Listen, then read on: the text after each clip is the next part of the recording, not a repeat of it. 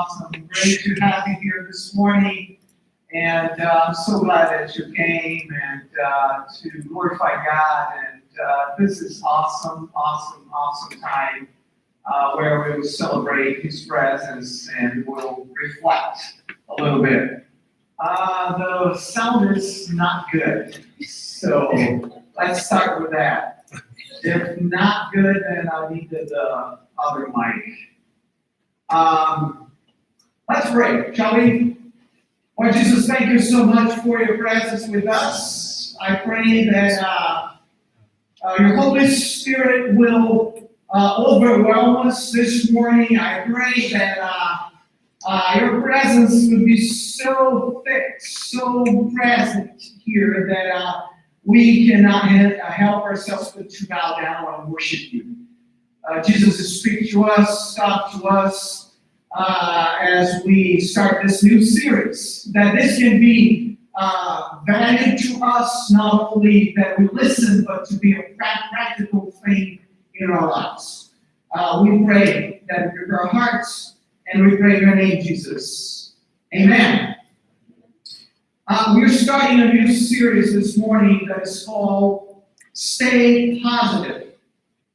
And with that in mind, I want to share a little bit about the series. But with that in mind, this is going to be a little different than we usually do Sunday mornings as far as message is concerned. And I'm going to invite my special guest, Dr. Robbie Brown, who comes forward as we. I was going to call him Most Holy, but he said now drop that title, just Doctor, it's fine. So, anyways, this morning we're going to be studying this test. Can you hear me? Yeah, where is it? Okay. I'm going to wait. Maybe it's the Holy Spirit reading. Is that okay now? If I don't move? At all? Read it. Excellent. Thank you, friend. All right. Again, we start a new series with a different way than we normally do. Because we usually have a series that we plan and obviously biblically based and everything else, which is the case of this series. But this time I decided to do something different. With this topic, there's a lot to be said. And I was thinking about how many of us judge ourselves to be a positive person. You are the one that see the glass always half full, that kind of stuff? Okay. How about the ones that don't see things positive as much as they are sometimes? Our tendency is to see things a little more negative. The brain. Okay. Yes. Yeah. Okay. The fact of the matter is this. We all have our times that we struggle to stay positive because of the circumstances in life. Even if you're the most positive person, there are times in life that we feel like it's difficult. And the questions that I want us to wrestle with during this series, starting today, are questions such as, is this thing about being positive is about personality, right? Well, that person is always a positive person, optimistic, right? No matter what happens, he's always or she's always positive. Or the other way around. It's a personality thing. This person is always negative, no matter what. What happens, even if it's good, the person always sees something that is not positive in the situation. And we can't say, yeah, it's a personality thing. Is it? Or is there more? I know. We may have an answer already, right? But let's walk together on this. Maybe it's something that people say a lot, positive thinking. If you think positive in the morning, today's going to be a great day, and repeat that 10 times, that's what it's going to be, right? Well, yeah, but what if that day is not the most victorious day in your life? And he said, man, so much for my 10 times that I said today's going to be a great day. And so we all deal with that kind of a situation. And so starting this series, I decided to say, you know what? Let's look at this whole idea of what it means to be positive, really. For that matter, what happens when it seems to us that negativity is all we know? But I want us to look at from a, if you want to call scientific perspective, but more precisely from a psychological, emotional, and yes, physical perspective. So that's why I invited Robbie, as some of you may know. Robbie's an elder in our church, and also he's a clinical psychologist. And we're going to start this series by looking from this perspective, from the clinical, psychological, emotional perspective, what it means to be positive, or for that matter, what happens when we are not, and the effects that in our lives. So, to kick off, Can I say one thing? Just one thing. One of the things that I asked for when we were discussing this is that I not know any of the questions he was going to ask me. I can assume that he's probably going to ask me how to have a positive attitude, because that's what this is about. And I did that for a reason, because sometimes the best answers come from experience and pulling from your own background. So here are my notes. You know that? Very cool. And sometimes I, sitting back there during worship, I jotted a few things down and just kind of floating around that I thought it would be kind of neat to bring up while we're doing this. But this is unscripted entirely. So if anything goes wrong, it's his fault entirely.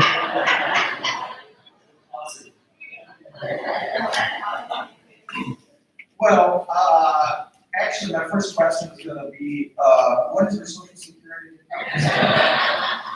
Well, I decided to do this. I'm going to have some questions, not a lot of questions, because I want to give you some time. Is that okay? Good time. All right. So that at the end, we're going to have some people asking some questions. Seriously, at the end, I'll leave you some couple seconds for you to ask some questions. We're going to have some Q&A at the end. Hard questions, no softballs. Seriously. Yes. So, but seriously, the idea is for us to ask some questions and then leave a few minutes if you have any questions that Robbie may be able to answer today. But again, you touch on a very interesting point right now. That is, when you're talking about being positive or negative, kind of person,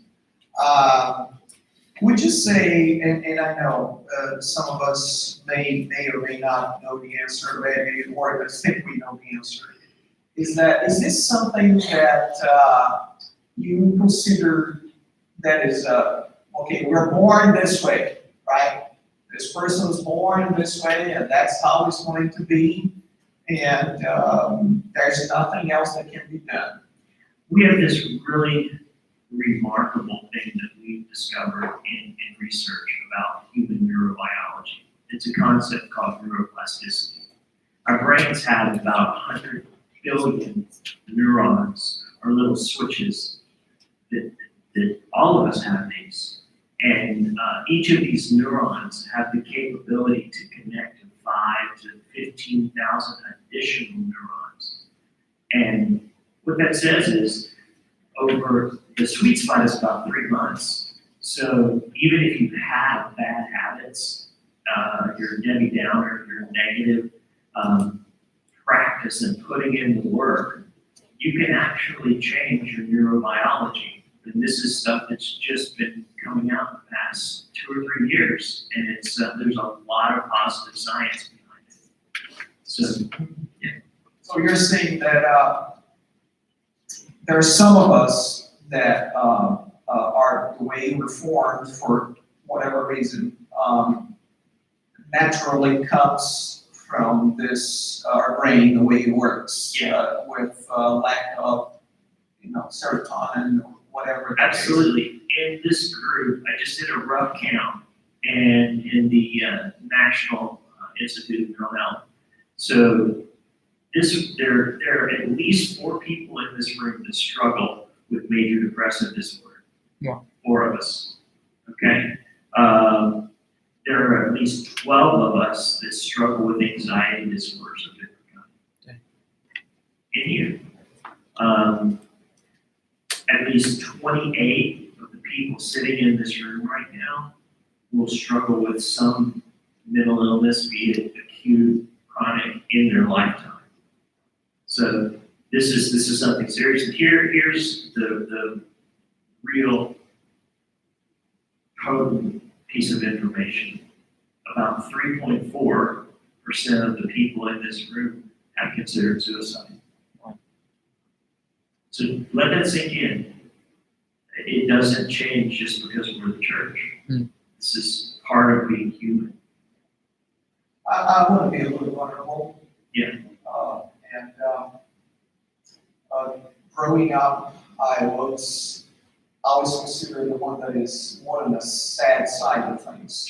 Like always, and for my almost entire life, it's like, well, that's how I am. Denise is, well, my wife, those of you know my wife, right? Sometimes I say, okay, a little less would be better, but I am the other way around, and I even came up with a terminology for that. Oh, I'm just a realist, right? Well, I'm just being objective. It's a cop out. Yeah. And so, until recently, I really mean that recently, talking to my sisters, we found out there's a genetic thing in our family that needs to be treated. And if not treated, we're always going to feel, and as much as I tried sometimes circumstances to be positive, even the best thing that ever happened, and always looking things, yeah, but, and it comes a whole negative thing, and I struggle with that. Absolutely. Because I try my best, and I make extreme effort. I did everything, yoga, you name it, to improve, that kind of attitude, and it was never enough. And the worst part is, I would say, is I'm going to use the word fear.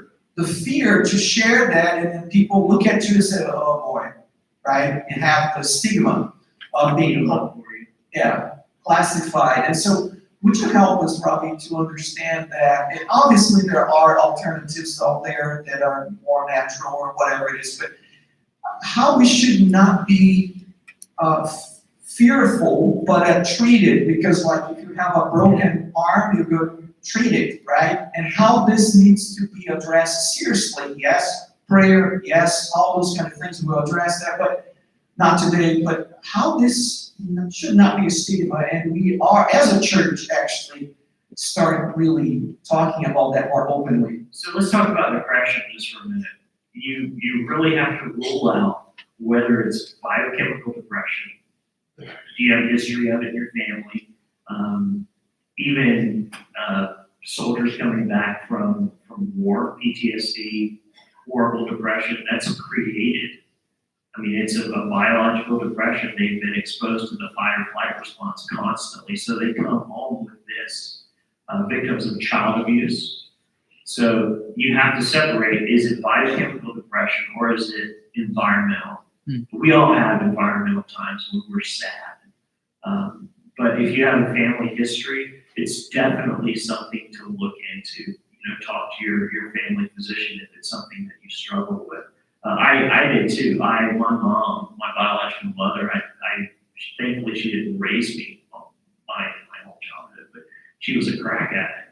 And so, when I was in school, there were lots of your mama jokes going around. Anyone remember those? And one day I remember a kid coming up onto the playground saying, "Your mom was a crack addict." And I just looked at him and said, "How did you know?" And so, we have the hereditary side of it, and if it runs in your family, that's definitely something to get your start with your general practitioner, because we have some rock star GPs around St. Pete, and there are also other things that you can do. And I'm not in practice anymore. I went back into the academic world, but the first part of my practice was psychotherapy, counseling, and then the last part of it was criminal psychology. So I spent the last several years dealing with murderers, with sex offenders, with rapists, and the nice term was interviewing them, but we're interrogating them. So being able to see these people and how they act and how they respond, you get an idea of literally the worst case scenario of a human being. Going to the end of my list. If you can say the consequences to be positive in your emotions, but also in your body, or negative, if you can say some of the consequences for both. Also some steps, some practical steps that would you say that would be helpful as we try to stay somewhere in the middle? How about this? We can do a whole other series of services on this sometime. I get asked, how can I have a positive attitude? A lot. And there's an easy way and there's a hard way. Okay? The easy way is lie. Just pretend. That's the cowardly way, but that's the easiest way to have a positive attitude. Just pretend. I mean, in Christians, we are masters at pretending. I don't know if you realize that. You ever pass the peace of Christ? Everybody is doing great. Well, or wonderful. I want one person to come up to me and say, I am just going through a living hell right now. So, if you want the easy way, just lie about it. I don't advocate that, but that's you can pretend you have a positive attitude. Doesn't do very much, but you'll impress your friends, and because everything's always going great in your life. But you have to understand, most of the people you meet are either about to go through hell, right in the middle of going through hell, or coming out of a hell. Life is horribly difficult. Life is full of suffering. And if you're not going through some kind of suffering right now, consider yourself really, really, really lucky. Really lucky. So Carl Jung, favorite psychologist of mine, said, beware of unearned wisdom. So I'll tell you the hard way. This is the way you have to work for it.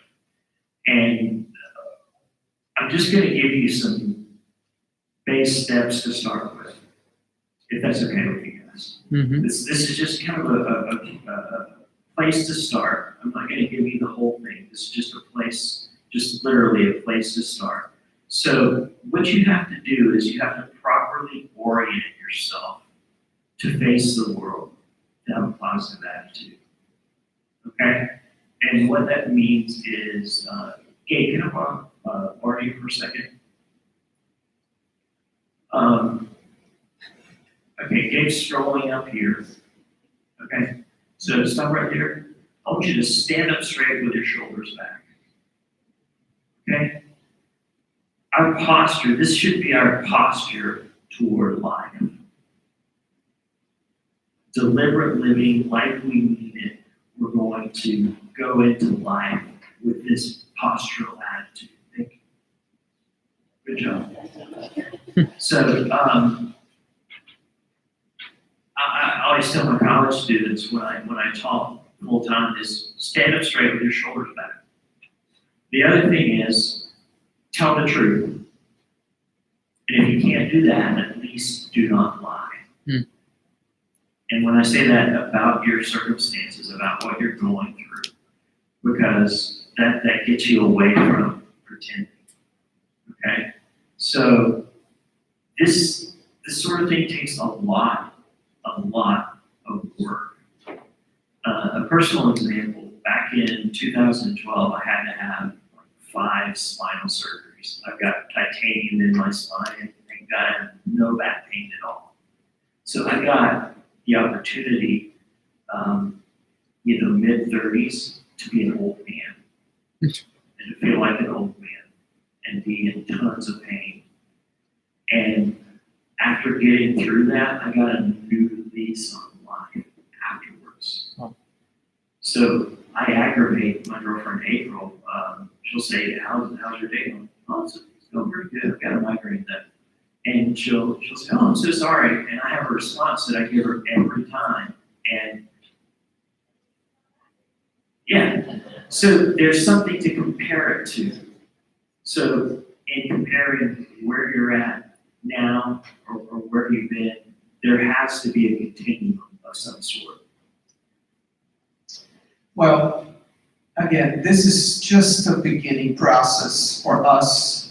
What Robbie mentioned earlier, the plan is also to take this into the community as far as possibly going deeper in this conversation. I asked him intentionally that we just give a glimpse of this perspective. And I want to give you, a couple of minutes. If you have any particular question that you want to ask, otherwise we're going to stay here all morning. Go ahead. You guys have time for one more thing? And this is the biggie. I would like for you to leave with this. If you don't pay attention to anything else, I want you to leave with this. On a daily basis, confront your inner darkness. I mean, this takes a lot of bravery. Human beings are incredibly malevolent creatures, okay? And I've got tons of atheist and agnostic friends, and probably more than I have Christian friends, and they're bashing Christians, and they're like, oh, Christians are so horrible, and I always tell them, yeah, imagine how much worse they would be without Jesus. So, but anyone see the show Dexter? Yeah. Dexter, okay. Dexter is a serial killer who has principles. And he hunts other serial killers. He talks about his dark passenger. So we all have this dark passenger. As Reformed folks, we believe that, man, we're fallen without Jesus. We're just really jacked up. And kind of like the book, does anyone remember the book from the 70s, 80s, I'm Okay, You're Okay? Remember that? Really should be, I'm screwed up and you are too. So when we confront our inner darkness on a daily basis, we've got to be honest with ourselves, completely honest with ourselves. And it helps to have somebody that you can talk to about some of these things. But I found I was just kind of meditating this morning, and I found something in Scripture that just fits this perfectly. Okay, so the Apostle Paul in Romans, and Romans is one of my favorite books. Did you know that Romans was Charles Darwin's favorite book of the Bible? Isn't that crazy? Nice. But Romans 7, Paul is talking about, Paul was really brilliant. He had the modern equivalent of about 3 PhDs. Wow. Brilliant human being. And he used a lot of metaphor in his speech. And in this particular case, in Romans 7, Paul, and forgive me, I love the ESV version and some of the new versions, but in this case, the antiquated phrase of the KJV appealeth unto me. So I'm going to use that. And Paul said, O wretched man that I am, who will deliver me from the body of this death? That sounds weird. I mean, it almost sounds Dexter-ish to those of you who watch Dexter. But as I started researching this, I'm going with this, but it's a metaphor. And near to Tarsus, where the Apostle Paul grew up, there was a tribe that punished capital offenders in a very unique way. And they didn't kill them. Like if you killed somebody, they did not kill you for it. What they did is they took the murder victim and they would take and, can I use you again, Jim? He's gonna hate me today. So, bam, you're dead. No.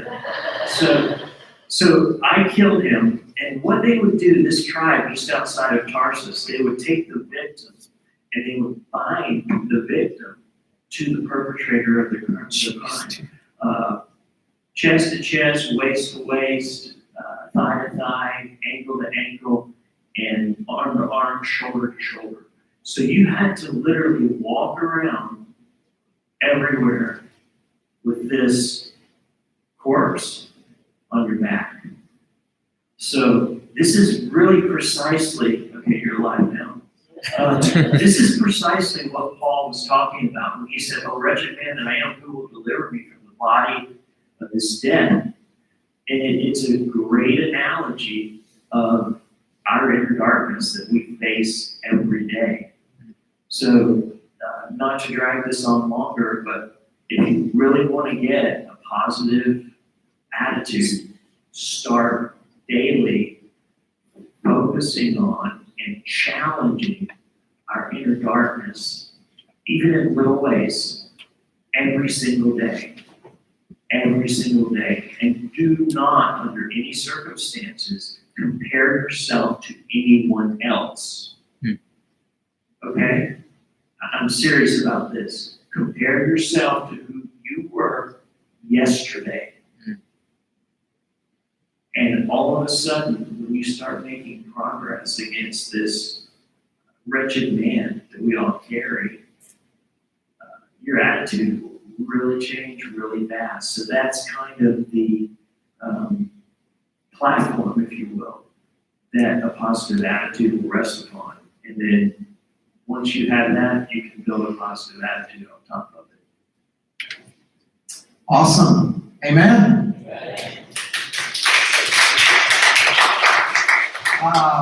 We have a communion today, so I gotta move on. So I want to pray, and if you have questions, I encourage you to go and talk to Robbie personally. But this is just the beginning. How blessed we are to have people like Robbie and others who are part of our life and as a church. So join me in prayer, please. Lord Jesus, we thank you so much for our time together. Though it was short in many ways, we believe this is a word that it came for all of us. And perhaps for someone in particular this morning, that is struggling and needed to hear this word. So I thank you for Robbie. I thank you for bringing us together. Lord, as we celebrate communion today, Lord, remind us that you have taken upon yourself all our burdens, and we no longer needed to be living as captive, but you have set us free. And when the Son sets you free, you are free indeed. And so, Lord, may we rely on this powerful truth. And bless us today, Lord, as we celebrate you, Jesus, through communion. We pray in your name. Amen. Thank you, Robbie. Appreciate it, buddy. Like I said, we celebrate communion this morning. If you are not